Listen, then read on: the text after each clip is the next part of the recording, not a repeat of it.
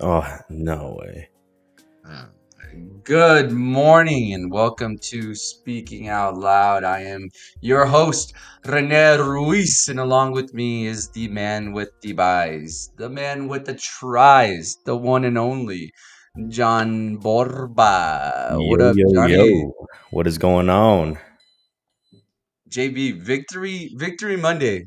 You were just saying as we kicked off, you're surprised you didn't get the cops called on you. I'm assuming you're pretty hyped up, pretty juiced up. Maybe had some alcohol, maybe not. No, no. Just natural energy Natural flowing out energy, that body. natural high last night in all different Gotcha. ways. One hell of a roller coaster ride, yeah. Crazy roller coaster ride. Yeah, for sure. For sure. Yeah, it was. It's like going to Six Flags. You wait in line a little too long, longer than what you probably would like, right? The anticipation's like, or at least for me, I hate rides. I'm not a ride guy. So if I were to be in line to go to a ride, I don't like I don't like rides, those kind of rides, but I like water parks. So let me just put myself in a water park situation because I still get a little nervous when we get a little too high. But it's like waiting in line, and you're just like, damn, my heart is gonna be in my butthole here pretty soon. You're just a little nervous, a little nervous. That's kind of how you were, right? Just Oh, yeah. A lot of hype, slowly going up, a lot of and anticipation. then that pick six, right? Boom, drops down straight to the ground. Yeah. Then you slowly start to come back up, right? I mean, Then we hit the fourth quarter. The fourth quarter changes everything. Now put us in your head going into that fourth quarter. in the fourth quarter, you know what? I was going to do my take from the get go, coming out of the tunnel. I was going to do that, but I'll get into the fourth quarter. Let's get into the fourth quarter a little bit. Oh, my bad. No, no, no, no, no. Oh, you want? Give us the Borba experience from the beginning. Give it Okay, to this us is from the the beginning. experience from the beginning. This is the experience for me. Uh, you know, obviously, you work all day long, right? You got this game in the back of your mind a little bit. You get home, for a lot of guys, what you, a lot of guys' first problem, Man, you okay? guys can come up. And this is for me. You know what? I'm like, you know what? I need to invest in some a legit streaming website. So you know what I did? I got YouTube TV. I got the Sunday ticket bundle. I'm like, you know what? I Yeah, need to get it. baby. I need to get it. I don't want my stream to be buffering in the most critical moments. So you know what I did? I dropped that $35 a month, 8-month plan, cancel anytime. I ordered that. I said, okay, I need this. So I got it. First thing I do, I'm watching JJ warm up. He's getting ready. He looks good. There's a lot of pressure coming back to his hometown. Monday night start. This kid looked locked in. I mean, the camera's panning to him in the tunnel, bro. I've never seen a man more possessed and locked in my life. I'm like, the juices are flowing, man. It's hyping me up, man. And then he's on the sideline during the national anthem, locked in, bro. I'm like, what the heck? I'm like, what is this, bro? Um, Obviously by halftime, I'm getting a lot of text. I'm pretty down in the dumps at halftime, right? Uh, and here's the thing: you can see the game. You can turn on the game, and I'm getting a lot of texts at halftime. You turn on the game.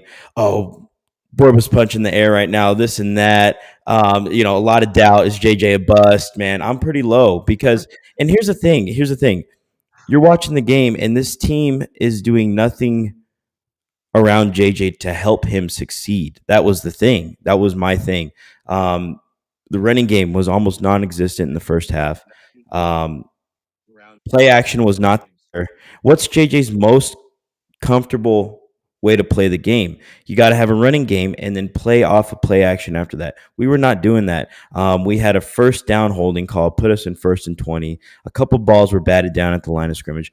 Obviously, we weren't doing too much to help him out. And if you're turning on the game and you want to see a guy fail, oh, you're loving it. You're loving that first half. You want to see a guy fail. And that's the nature of most people. You want to see a guy fail. There was so much hype. There's so much hype around this team right now. The only question mark was JJ.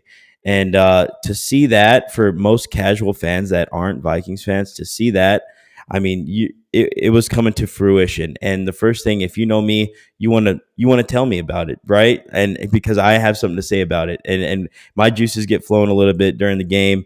Um, I'm getting into fights with certain people during texts already. I'm trying to defend, and then by halftime, I'm like, man, he's a bust, and I'm like, I'm riding the wave. I'm riding the wave.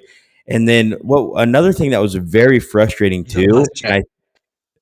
what's up? Oh, No, nothing. I just said. oh, I oh, said, oh. wow. At halftime, you were already thinking Yeah, possibly a I'm riding bust. the wave. I'm riding the wave of emotion. So I'm like, it's a bust. I mean, what's going on right now? But another big thing that was happening too, that was very frustrating to watch as the plays come in and everything like that. JJ McCarthy and that whole offense was getting lined up with about 6 seconds left, and that's speeding up his clock. The play calls, I don't know what was going on. The communication was slow, something like that was slow. But there was multiple times in the first half, and even right when that pick six happened, when JJ's at the line of scrimmage trying to change the play with 4 seconds left, and then give me the ball. He's rushing the snap. Now, and that got fixed after the pick six, but I think that was what caused that first pick six. They're sending out a cover zero blitz. That means you're sending essentially seven guys at the quarterback, and your man, you got four people in man behind that, and his whole clock in his head was sped up, and he just the first thing that he did was hit an out route, got picked off, pick six. We're down in the dumps. I'm texting a couple of other Vikings buddies. This is it. I mean, awful, awful. You know what I mean? Just a total blunder. Not ready. KOC has kind of been known for in big moments not to prepare his team. So I was thinking that the execution wasn't there, everything like that. But then, and you saw it on the sideline during the entire game. JJ was hyping up his own line. He was still believe. You could see the belief on that team. And after that pick six, um, we get the ball back. I think we score. I think we score on that, or it was one more three and out or something like that. I can't remember, but my mind was going kind of crazy. But you saw the belief in this team, and you saw too. Uh, this defense was playing very well against the Bears team who had a good plan, and we saw that at first with Caleb Williams. 10 to 10 to start the game. I mean, that hasn't been done since like the 70s for a Bears quarterback. So they were structured. Yep. Caleb Williams looked good, but then I think one of the things is Caleb Williams got very comfortable during that game and went back to a lot of old tendencies. So this defense, they were after the quarterback. The front seven really made a good impression, and I'm like, this defense is balling out. We just need something right now. And then to see McCarthy literally go from zero, pretty much to zero after that pick six, just says a lot about him, his character, what everybody's talked about. His dog, like we got a dog. We legit have a dog at quarterback who willed his team to win offensively, and the execution started coming along. The biggest thing for that comeback to happen is the running game gets going. Jordan Mason, huge addition. The interior O line, what we invested a lot of money in, what we drafted Donovan Jackson in the first round, all that stuff started coming together. And then you get a running game and you start getting the play calls are coming in faster, you're to the line of scrimmage faster, everything started flowing better. You saw McCarthy kind of get comfortable within a drive or two. Yeah. The team down, you hit JJ for a touchdown. I mean, that was based off of running game, a couple play action plays, just getting the kid in rhythm. That's all it took, and you knew the defense was not faltering. You knew that was not going to happen. So when JJ and that offense got into a little bit of rhythm in the second half, that's really all they needed to really kind of stomp the Bears out in that late second half. And a lot of praise goes to JJ. That team freaking loves that kid. And you saw it in the post game locker room speech. You saw it. He was hyping up the team in the locker room. The locker room fully has his kids back. And I expect him to grow in so many ways and for the execution to get better. I mean, you get three new offensive linemen, let alone the left tackle Skule. who is making his first start as a Viking. You essentially had four new offensive linemen coming together that first game. And you saw it was shaky in the first half, a lot of doubt, and Yeah, that pocket was collapsing quick. And it's not that JJ McCarthy was making bad decisions. It's just the execution was not there offensively. Um, for it, sure, it- for yeah, and sure. that was my biggest thing is that when the execution came along, that offense started moving, and belief in that kid is something else, and it's going to be an exciting season, and I'm excited for the growth of this kid. Yeah, And hey, yeah, okay, sorry, I'm rambling on no, you're good. It's the overreaction happens so fast in the group so chat. fast. You got attacked so quick, and in my head, I didn't want to respond or back you up because I felt like we were all kind of jumping the gun. One, it's week one, right? And two, you're the Vikings are getting established to the new quarterback, right? Who's Yeah, coming off a MCL injury, which is already massive within itself, let alone having to get his first start with all the pressure of what the expectations are for the Vikings. But and then you look at Chicago, same thing, right? New offensive coordinator or new head coach at that. You kind of saw Chicago. If you're a Chicago fan, you kind of feel. I don't think you're just completely down in the dumps. You feel optimistic about what you saw yesterday because Ben Johnson coached his butt off. I thought he put Caleb in some good spots, and Troy Aikman said on the broadcast a couple times where there was one. I think it was in the first half where so Ben Johnson calls this play where he has I think is DJ Moore coming across the middle. He gets him open with like a small pick, and Caleb just misses the read. And Troy Aikman points it out, saying, another that's another big Ben issue. Johnson's a little frustrated. Doesn't seem like he's Yeah, going to be that much of a patient guy. But you can see the openings coming open for Caleb from Ben Johnson, and you just got to assume that down the line as they get more comfortable with each other, Caleb's gonna see that yeah, and and that make was those one of the plays. things with Caleb Williams to start off the game 10-10. Like I said, you saw what Ben Johnson was doing. You saw what their goal, I think, is for Caleb Williams to become. Is more drop back. Let's get the ball out quick, and then, like I said, after that 20 play script or whatever, and you start getting comfortable in the game. That's when those tendencies, those bad habits started to come out. And the thing about Caleb Williams is he's got so much crazy arm talent. Um, those throws on the run, those throws across his body, those sidearm throws are all on point. The thing is the simple throws, the mechanics of each throw, just completing a simple throw. We saw a lot of inaccuracy out of Caleb Williams, and that was a huge knock, and that costed him in some ways too, Yeah, especially late in the definitely. game when you got DJ Moore running down the sideline wide open. And you overthrow it. I mean, that's classic Caleb. What I've seen in the first 2 years playing against him already 3 times, you see that, and that's one of the things that Ben Johnson obviously they got to clear up, but there's optimistic in Chicago for sure. Um, they just got beat honestly by a better team. Optimism in Chicago, JB. Optimism in Minnesota. Also, optimism in Green Bay. And with that being said, we do have our guest, Earl Robinson, joining the show. Rob, welcome, my friend. Welcome, welcome. Oh no, is that his audio not working? Can you hear I him? think you're muted right now, Earl. Oh, I got it. You're Can you You're hear me good to now? go. You're good. Here we go. Sweet. Let's start over. Ready? Welcome to the show, the one and only Earl Robinson. Thanks for Rob, having me, so guys. you Bright and kind of early. jumped in there. You kind of heard what JB was saying. What was your reaction to last night's game, and where you think maybe Chicago fans and Vikings fans should feel coming off of that?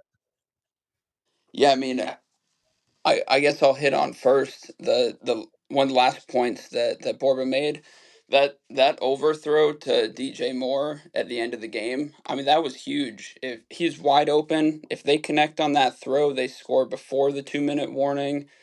They get that stop. Plus, they have one timeout left. Like they force Minnesota to either throw the ball or probably punt it back to Chicago. So that I mean that just talks about the inconsistencies that you guys were just getting at with Caleb Williams. Like there's some plays where he's scrambling and looking like Michael Vick, and then throws the ball and looks like Patrick Mahomes. Then there's other plays that he's just missing wide open guys. So I Yeah. mean, it's week one. I don't think you overreact. The Bears, they looked good for half the game. They looked bad for half the game. You could say the same about the Vikings. They looked horrible in the first half, and then they put it together and won the second half. So it's a long season. I don't think there's any reason to overreact to young quarterbacks that you have to let kind of grow throughout the year. Yeah. JB. I 100% agree. And the thing is you kind of look and you know how people are just obviously it's JJ's first start, primetime game against a division rival. Like there's a lot of tension. There's a lot of butterflies probably before that first game. I mean, but like I said, he looked locked in, and I wanted to kind of compare stat because so many people are quick to write off JJ. So many people were so quick to write him off by halftime, calling this kid a bust, this and that. Obviously, we're kind of looking at obviously JJ stats. He was 13 to 20, 143 yards, three total touchdowns, two passing, one rushing. He had that pick six. 13 for 20, 143 yards, like I said. Kind of comparing that to other rookies in his same draft class.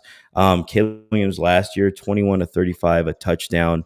And Bo Nix had 26 of 42, 138 yards, two interceptions, no touchdowns. I mean, and we've seen the progress of Bo Nix. We've seen a little bit of the progress of Caleb Williams, what we think he's going to be. And then, of course, Drake May. I mean, Drake May had a pretty crazy start 243 yards, 20 of 33, three touchdowns, two interceptions.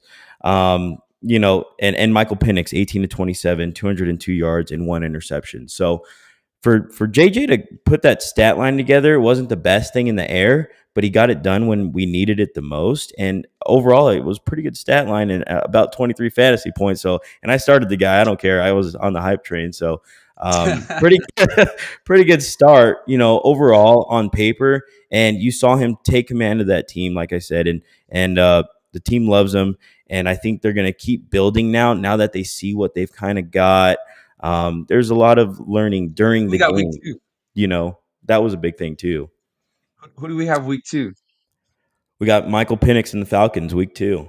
I think the Vikings go 2-0, 100%. Is that a home or Ooh. away? I think it's a home game. Yeah, I think it's a home Okay. game. Okay. I'm pretty sure. That's going to be a Uh, good one too. Should be a good one. Two of the youngins out there. So here's the thing, like JJ's he's coming out and he might be 2-0 against two guys that were picked before him in last year's draft, which is kind of cool. That's a cool little thing to look at.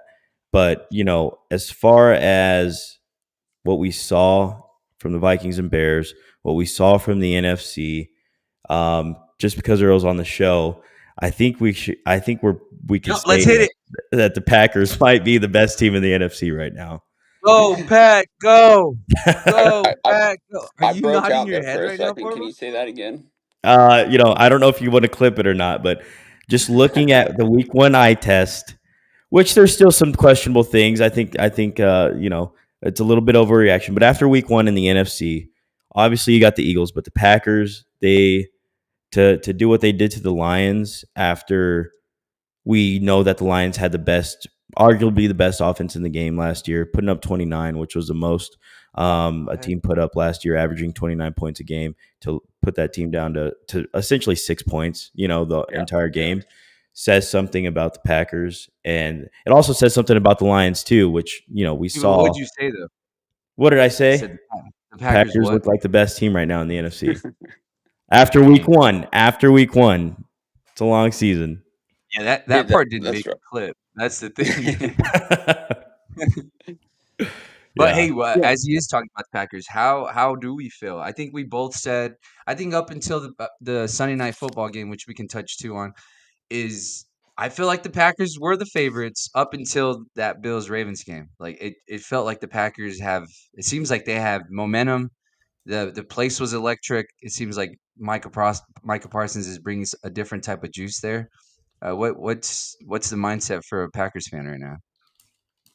I mean, excitement for sure. I I mean, it's week one, so I don't think you should overreact either way. Whether you won and you're looking like a contender, or you lost like the Bears, like you kind of blew it. It's week Yeah, one. It's a long season, But with that said, I mean, it's excitement for sure. Beating a team that has really dominated us the last 3 years, um, physically, being able to run the ball right at us, and then Ben Johnson's creativity. We didn't see that on Sunday. So it was very welcoming as a Packers fan, and I think it was pretty much a must win for the Packers. You trade for Micah Parsons, even on a limited snap count, but you're opening week 1 at home against the Lions. We play them again on Thanksgiving at Detroit. That's always a tough game. So to be able to, worst case now split that series, I think week 1 was a bigger game for us than it was for the Lions. But I mean, it's week 1. Everybody's coming out giving you your best shot, so that's not a Yep. excuse on the Lions' part. Um, Micah definitely impacted the game. He only played 29 snaps. I think they said he had 3 or 4 pressures and 1 sack. One of his pressures was an instant block shed on Panay Sewell that led to an interception. So that plus the sack, I mean, his presence was definitely felt. So that was, our defensive line looked good, which was exciting. Yeah, right off the bat too. I mean, that first series when he comes in on that third down and then Hmm. immediately gets in the backfield in 1.5 seconds, it's like, yeah, that guy's pretty good. That's pretty good. Yeah. It's well Another Just thing a that you said. could, slow jab or slow stab in the chest is what I felt as I seen that. I'm like, yeah, yeah, I feel remember that last stab, week baby. on Thursday. Feel Last that week on stab. Thursday, I didn't see us getting too much pressure until Matt Eberflus dialed up the blitzes there in the second half. But yeah, we gotta roll with it. At least for week 1, Packers seem to be the favorites coming out of And NFC, uh, even after what we saw last night. But the upside in that division, I was calling that division soft yesterday. Overreaction for sure. Um, you are, oh my no, gosh. And before, here's what I'm before, about to say. Let me just say before. this real quick. In the Yep. NFC North, Do tell. and obviously, I think all these teams in the NFC North are good enough to compete with the Right. Eagles too when it comes to the top of the top, like I just said. But Yep. what's going to win this division, I think, and once you see all these teams really gelling by like Thanksgiving, we're going to see what we have, I think. And what's going to win this game is going to be the trenches. What's going to win this division is going to be Mhm. the offensive line and the defensive line of each team. Who has the best offensive line and who has the best defensive line? And you kind of saw obviously, the Packers kind of took over that game in the trenches, which is what you're going to have to do against a team like the Lions.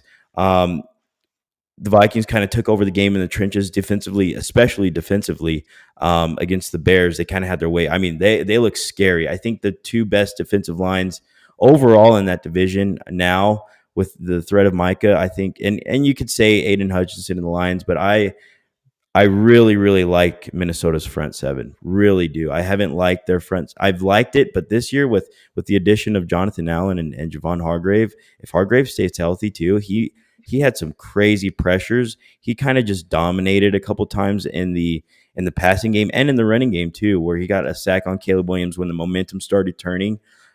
Just crazy. And the depth that the Vikings have at the D tackle, the interior D line position is the most that we've had maybe in my lifetime. You had the Williams wall back in the day, but having a good 4 solid guys that you can rotate and where they all made Yep. plays. Not only Hargrave, not only Allen. You have a young guy, Jalen Redmond, out of Oklahoma, was making plays, and he came on last year, crazy. And then you got this big old freaking freak of nature, Levi Drake Rodriguez. You remember the name? He made some great plays in the run game too, and really Rodriguez, kind of we got a shut guy. down that Chicago rushing attack. Rodriguez, we got a Mexican in football. I think so, man. Yeah, he's a big dude. Yeah, Levi Drake Come on, Rodriguez. baby. Hey, real quick, Rob pointed out the Detroit Lions and how maybe it wasn't that big, or that the Packers maybe needed that win more. Let me just run their next couple games by you guys, and you guys let me know the panic button on the Detroit Lions. So obviously they take the L to the Packers on Sunday, and then next week they have the Chicago Bears at home, and then they got Baltimore, Cleveland, Cincinnati, Kansas City, and Tampa Bay. Wow. So let's Whoa. Tough. say Yeah. two. That's Get the tough. Lions out. Get the They Lions better out beat they early. better beat the Bears. They better beat the Bears. Yeah. Yeah, like if they lose week 2, I mean we're smacking the shit out of that panic button, right? I Yeah, think so. for sure. I think so. Because yeah, the Ravens. I mean, and then the way Cleveland played Cincinnati, if they even get somewhat of, They're scrappy. if they can somewhat move the ball offensively, that team, I mean, they should have probably won that game, right? Yeah, Yeah, you could they And easily should if say they have. do that. win, we're But probably looking at them slightly different. But yeah, this is going to look rough. I said at the beginning of the season, JP, I don't know if you remember, but or actually, I was talking to you, E Rob, I believe, when I was telling you. I think the Detroit Lions regress dramatically this year. I don't see them coming out of the division. I don't even see them being number two, especially after yesterday. Now it's more clear for me that it's going to come down between the Packers and the Vikings. And I'd probably only two teams come out of that division, in my opinion. Especially, I mean, just seeing the start of this schedule, yeah, first 7 weeks looks tough. Looks tough. you've got to keep in mind though that the whole NFC North plays the AFC North. So we say Ravens, Bengals, right? Those are tough games, but Tough. Packers play those teams, right? Packers play that division. Vikings play them. Bears play them. So there is, it's an early tough schedule, but it's going to level out when you're talking about the division as a whole. Yeah. Yeah, sure. That was a nice way to put it for Detroit Lion fans. I mean, the reality is that the Packers and the Vikings are better than you, and so it's going to be a lot less difficult for them to come out of that game victorious, opposed to a team that's already struggling. But I get it. You were trying to be nice. It's cool.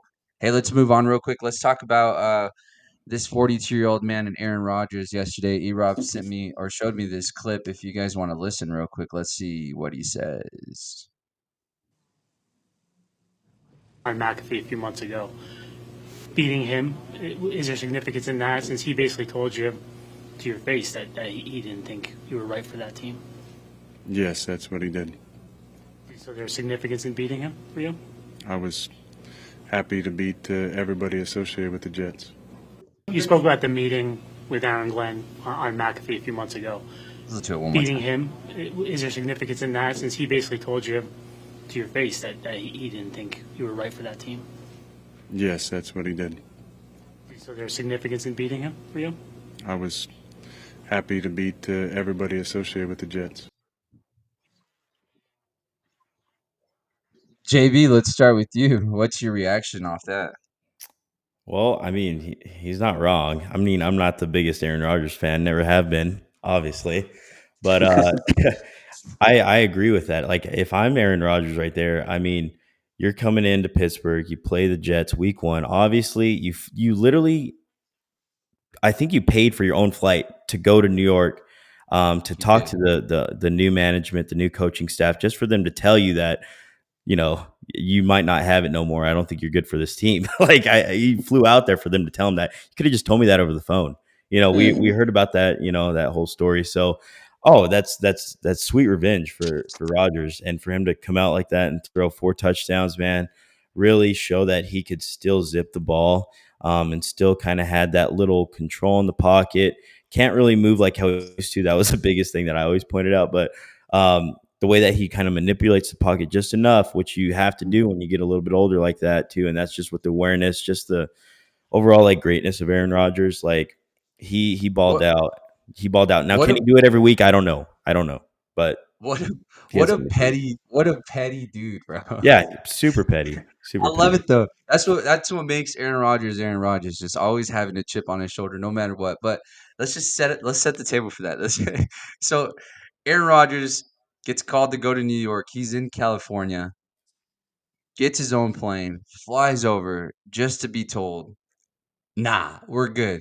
Like that is, I mean, that's like that's like your girl being across the country, right? You invite her over for dinner, she pays for everything, and then you just crush her right off the start. From what he said on the Pat McAfee show is that once they sat down in the office, they told him, "Yeah, we're gonna move on." Like that the interview took 2 minutes. Bro, that is so crazy to me. That could have been easily done over FaceTime, especially with technology nowadays, right? This could have been as easy as this right here. Just, Yeah. hey bud, we appreciate your time. Good luck. And now you got a L hanging on the office wall just because you added an extra chip on Aaron Rodgers' shoulder. What did you think of that, E Rob? His reaction. I loved it. Take the shot. I mean, they told you they didn't want you back. You go to their house and beat them week one. I'm all for it, especially the way that it went down. It'd be one thing if the Jets handled that differently, but from what we've heard, the way it was handled, I'm all for taking the shot. I Yeah, think it's hilarious. yeah, bro. Him, I just love the pettiness. It makes me love Aaron Rodgers just a little bit more. It makes me want to.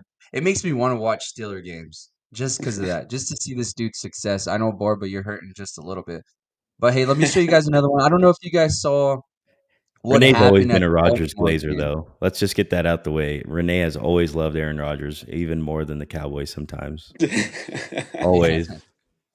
I don't know about more than the Cowboys, but Earl definitely made it easier to kind of feel a certain. I guess I was a little confused individual because I'd be like, You still are. I'd wake up and I'd wake up and get excited. I'm like, yeah, I kind of do like the Packers. They're pretty cool. I like Aaron Rodgers. And then E-Rob just flies in with some bullshit text message about the Dallas Cowboys, and I'm just like, I can't like this team. I can't like this team, bro. Just real quick, E-Rob, if you don't mind, I hadn't listened to this, but you called me when the Micah Parsons trade happens, right? And I didn't pick up, and you left me a voicemail. Do you care if I play it? I don't remember it. Is it All clean? right, it's funny. You don't say much, but it's just funny. So, Barbara, let me just play this for you. This guy's crazy. This is the type of shit that makes you not want to like the Green Bay Packers.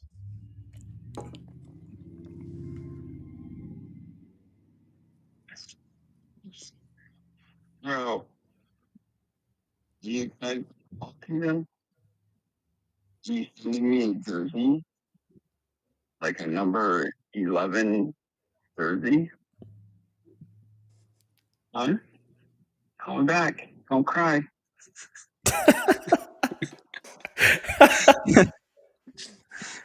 Call me back. Don't cry. I'm Yeah. like, damn. Next time I'll pick up right away. Oh man, that was good. That was good. Yesterday when I'm driving home, uh, I was just listening to a couple things, and everything's obviously, did Jerry make the right choice? Blah blah blah. And I'm like, oh shit, I forgot to read E-Rob's voicemail, and so I played it, and I'm just like, man, bro, this is when that trade happens. I'm actually washing dishes when that trade happens, and my wife's like, hey, did you see the alert? And I'm like, what? She's like, Michael Parsons is out of Dallas. And right away, I'm like, no, he's not. It's bullshit. I was like, you haven't seen my TikTok? Like, we're gonna sign him. We're gonna sign him. This is what Jerry does. And then she's like, no, seriously, ESPN's the one that reported it. It shows me the phone. I'm just like, real. It's really happened. Mike is out. Sad stuff. But Baltimore Bills game on Sunday Night Football. I don't know if you guys saw this, but there was a little after Baltimore scored, they kind of got close to the fans there, and a fan Yeah. slapped their receiver on the head. Then he was going to slap Lamar or tap on the head, however you want to look at it. And then Lamar gives a solid shove to the kid for assaulting his player. So I would say it's probably self defense, right? But this is hilarious. So I don't know if this is real, but this was on X. So this kid, I guess, did an interview, and let's check it out.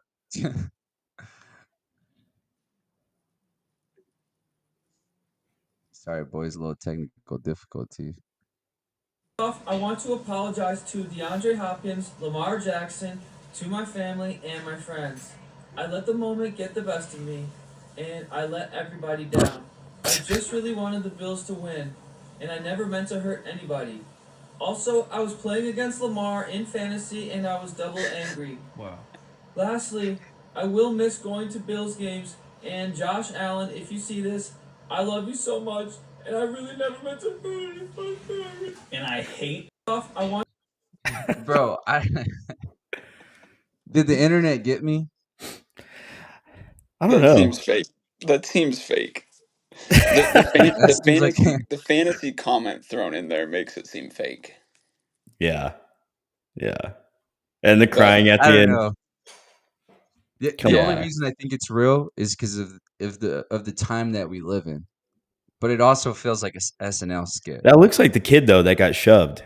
That Lamar shoved Yeah. back in to the crowd. Yeah, it does. I think that's him. You know what? Kudos to that kid for taking advantage of the moment and throwing a little comedy skit into the sports world. So touche, neck brace and everything. That's talk about buying into character. Man. But with that being said, though, I mean, you guys, how do y'all feel about situations that do occur like that? Like, You can't. Yeah, you can't touch players. Like it's Yeah. just common sense. Before, if stuff like that keeps happening, they're going to put up like plexiglass in between players in the stadiums. Nobody wants that. Like it's common sense. Just don't throw stuff on the field. Don't touch a player when they come close. Like seems simple. yeah, for sure, I agree. Borba, No, I agree. Yeah, and I mean, all he did is like smack D Hop on the helmet, which was it didn't look like nothing crazy, but you never know. And then I don't know, he's trying to do the same thing to Lamar and players like when they're that close to the fans, like it's something's gonna happen. Like just don't touch, especially if you're on the Yeah. Bills. Like I can understand he probably doesn't do that to a Ravens fan. If he kind of like taps D Hop on the head, but it's just the way that he did it, and it's the Bills. You're at an away game, so you got your self defense up, yeah, and Hmm. Lamar said after the game that he kind of overreacted, and it's something that he's got to learn from. But yeah, it just shouldn't be happening. I can understand a player, the Lambeau leap or whatever, somebody jumping into the crowd. Okay, you're giving them permission pretty much to touch you, but in an instance like that, just keep your hands off the dude. Just keep your hands off of him. yeah, for sure. Yeah, well, I've seen situations where they'll do like the opposing person would do the try to do the Lambo leap, and then the Pack fans just like Push them shove their all asses off. back. Or I've seen a couple spilt beers, but that's kind of on the player. That part is on the player, right? Like you're almost asking for it. But in Yeah. this case, I mean, a slap on the head when you're probably already concussed, I don't know, that's kind of tough. That's tough. Keep your hands to yourself, boys. Keep your hands to yourself. Last thing, E-Rob, before we let you go, you told me before the show, George Kittle out for a couple weeks. Also, Brock Purdy might not make it to week 2. Boy, but that's pretty huge, huh? Yeah, yeah. He came up on the injury report or whatever, or he was reported to have a left shoulder injury, right? Left shoulder. I Yep, think that's that's what I right. believe. And toe. Oh, okay, okay. So And I already, think The the turf toe is toe. the bigger deal from what okay, Shanahan said yesterday. maybe some turf toe, In their maybe backup, do we know who their backup is by any chance? Either of you? I no. mean, no, I don't. But Probably, the, probably like they got to Mullins or bring something back crazy like Jimmy Garoppolo. I think. that. Well, Jimmy G's over there Bro, the in Jimmy Garoppolo takes are on the crazy. Rams. Yeah. Like before the season, I think, or he is for the Rams, right? That's right. Okay, Yep. Yeah. because Yeah. I did see him and Devontae made up. Blah blah blah. He has confidence in him again if he needed him on the field. Blah blah blah. I feel like a bunch of cap on that one, but San Francisco's next couple games, uh, they kind of get a blessing here because they do have the Saints, but they're going to New Orleans, so that might make it slightly tougher since for some reason the Saints play better at home. And then they got the Cardinals, Jags, and Rams. It might get a little it might get a little Renee, tight for 49er most fans, huh? teams, Renee, most teams play better at home. It's just Dallas that doesn't. All right, That's true. guys, that was Earl Robinson joining the show. Thanks, you, Rob. No, hey, before I have to drop Renee, Yep. did you inform everybody of our bet for the season? No, do tell. No, go ahead. I'm giving you the stage here. Go ahead and defend your bet. So, this was pre Micah Parsons trade. Yeah. No, this was post Micah Parsons trade. Okay, so you took it. You took advantage of me being a soldier and and we shook hands on. So the bet is that the Cowboys will have a better regular season. Let me emphasize on that regular season record than the Green Bay Packers. And what's up is a nice polo. Or So jersey. or jersey. I think we said polo because remember we changed it from So jersey. that's a So I was like, a little bit of a dollar gap difference. $115. Let's I, bring that thing down to about 75. I think we said of your choice under like 120. So I'll take an Edgerrin Cooper jersey, but we'll talk about it later Like you're trying to towards the bully end me of the right now, regular live on the season. show. We said a polo. What are we doing? Hey, Come on. dust that wallet off. It's gonna be all No, right. you don't go from either a polo and a jersey. You don't go from 120 to like 50, 75. Yeah. You're not Bro, bullying me. We said polo. I have receipts in text message. Ooh, I'll go back through them unless this was a phone call, but I think it was a text. All screenshot. right. Well, We'll see the receipts on Wednesday. And as of right now, well, we have a pending bet. What were you just mad? well, Oh, the Cowboys are still gonna have a better record than the Packers, dude. I bet on it. Bet on it. No, no, no. Like, what were you just like in Honestly, emotion? JB, I was so calm. I was like, yeah. I was kind of breaking down to E-Rob like why I think Jerry Jones made that decision, and then Buddy got excited over there and was like, "How about you bet on it?" I'm just trying to talk myself into what I hope is going to happen. And as I'm telling Earl, he's like, "Yeah, you want to bet on it?" And I'm hot. I'm already hot about the situation, so I get a little excited. I'm like, "Well, yeah." And then I kind of come back to myself, and I'm like, "Wait, how about just the regular season record? Because we're a regular season team. You know what I mean?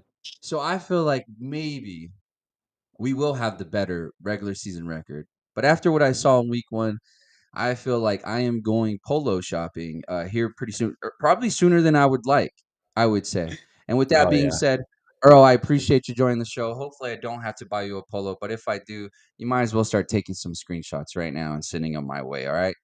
we'll do. We'll do. All right, ladies All and right, gentlemen, boys. Earl Robinson. Thank you, See ya. E-Rob. Bro, this guy took advantage of me, bro. He did. It's Yeah, yeah. crazy. Got you in a That's how low you moment. that's honestly how you take your friend's money.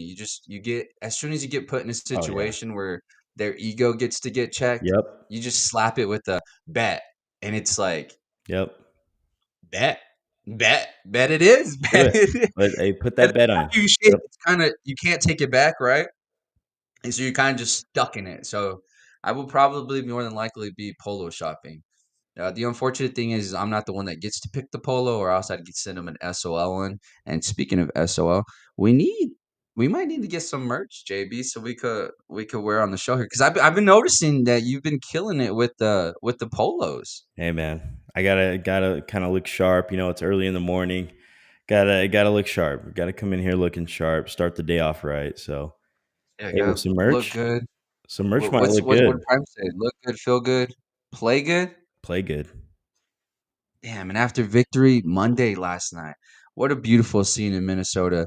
What Victory a Tuesday. struggling first half that just it was like a Rocky Balboa movie. You just start with getting haymaker. That first drive Oh, from done. Caleb Williams and Ben Johnson, gave all the hope in the world to Chicago fans. I mean, there was people in our group chat talking about Hall of Famer already, JB. I looked at Twitter and it was like he's the one, nails and all, pink nails and So all. quick to He's the crown. one, the chosen one. And then the second drive happened. And then the third drive happened. And then they realized they were playing Brian Flores. And as you said yesterday on the show, Exactly.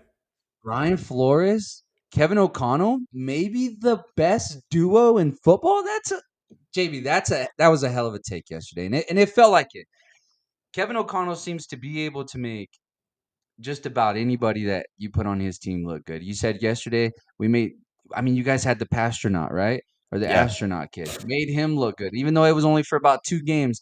He almost got him another extra 15 or 20 million. He extended his career for sure. he did. But damn, what a game, JB. How do we feel about going into the week 2 matchup against the Saints this next coming weekend? Falcons. Falcons, my bad. Falcons. So Niners got the Saints. yeah. So what you want to see after a game like that, you want to see the team kind of gel together a little bit more because in the second half, I told you the offensive line got their feet under them. The running game started moving, and that's when the game became so much easier for JJ. That's what we saw. That's what we didn't see in the first half. So you build on that. I think you build up on a lot more bootlegs, play action, a lot more Thielen gets involved, a lot more TJ Hawkinson gets involved, and JJ still had a pretty good game. But I think you use him in a couple creative ways as well. Now you start opening up the offense a little bit. Each week, the offense is going to make strides. The offensive line is probably the most important thing to JJ's success right now. And having control and comfortability in the pocket, that's going to change everything. So I think as each week goes on, we're going to see that. And then you don't have, this week, you're looking at the Falcons who drafted James Pierce, got a couple good pass rushers that are really young, but another big addition to the Vikings in the next week or so, maybe 2 weeks, is going to be the all-pro tackle Christian Darrisaw on the left side. That's really going to solidify that offense, and I think it's going to bring that whole entire offense to another level, which is even better for JJ's development. And when KOC starts to see in game, practice, you kind of learn JJ's tendencies and all that stuff, but in game tendencies that you found out about JJ a little bit, you improve on that. And the thing in the first half is JJ was not making bad reads. He was not forcing the ball. He wasn't doing anything. He was kind of given what the defense was giving him. But honestly, Chicago was playing really good defense to start the game off. And was that really good defense on Chicago, or was it just lack of execution, bad offensive line play in the first half for Minnesota? So that's another thing that you got to kind of take into account. So I think once you start getting more comfortable, the play calls start flowing a little bit easier for KOC, I think the offense is going to make strides week by week by week. Yes, there's going to be times, there's going to be growing pains like that pick six, but you got a quarterback that has that dog in him. And I don't think we've seen that. I don't think we've seen that in Minnesota for a long time. Oh, you're so juiced when you say that dog in him. That I dog, feel it. because I haven't I seen feel it. it. You're finally excited. Like you feel like Minnesota has a quarterback, yeah? Like I think finally. so. I Not think not so. that bullshit that we've seen from like Sam Darnold or just Yep. somebody that's being made look good by KOC. You Yep. finally feel a lot of the criticism for Buddy was back in Michigan. It was a lot of Michigan's play was just hand the ball off, hand the ball Yep. off, hand the ball off, and make one or two or three big plays. The one thing that I noticed from that game as we're watching in that pick six, him building back up from that is, bro, this guy. I mean, we were talking about it yesterday. Some dudes just know how to win, and Yep. it feels like you guys have a winner. Just I a think so. flat out winner where it doesn't matter what the score is, but if we get to the fourth quarter and it's tied 14-14, or let's just say it's a terrible game and it's 10-6, you you feel confident and comfortable that he's going to drive you down the field and get you that win. Just 100%. based off his moxie and his aura, bro. This guy, that's what I felt yesterday for watching Yep. that game. Is just the aura from this kid is just he's juiced, he's passionate, and he believes in himself. And he just happens to have the best wide receiver in the league to throw to, which has Yeah. got to be exciting. Also, Aaron Jones didn't look too shabby. That offensive line that you've been talking about is looking like they're coming together. It's only week one, so we don't want to overreact. But from what we saw from the Vikings yesterday, and like we said the day before, is if we don't see physicality from these two teams, the Packers are going to run away from it. In the first half, it was kind of like, and then that second half, once it started rolling, Brian Flores started dialing up the blitzes, started bringing the Brian pressure Floyd, onto the yeah, team, called a and great they game. were hitting. And let's remember, Harrison Smith wasn't playing, so that defense is going to look slightly different when he comes back. Bro, I love the juice coming out of Minnesota. I'm excited. Let Yeah. me just hear. Can I hear the? How does the chant go? What? It's Okay. like. What? Yeah, what? We're hitting on the Yeah, drums. I gotta hear it. Let me see. Doom, doom. Skull. Oh, Doom, doom. Skull. Doom, doom. Skull. Doom, doom. Skull. do do score, do. Let's go. Like, dude, it gets lit, dude. Especially in the stadium, bro. Yeah, it gets lit in the stadium. You've been.